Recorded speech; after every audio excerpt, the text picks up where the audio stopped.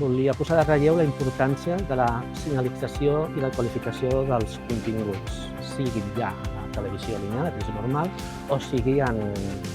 les plataformes, en aquest cas, en les xarxes nets. Sembla que ara, amb tota l'avalanxa, tota la gran quantitat de continguts que reben per diferents mitjans,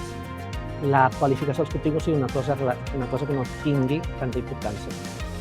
Però la nostra experiència és que cal la qualificació i la senyalització de continguts, tant per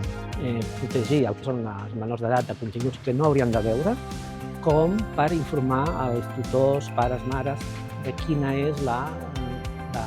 el tema, la idoneïtat d'edat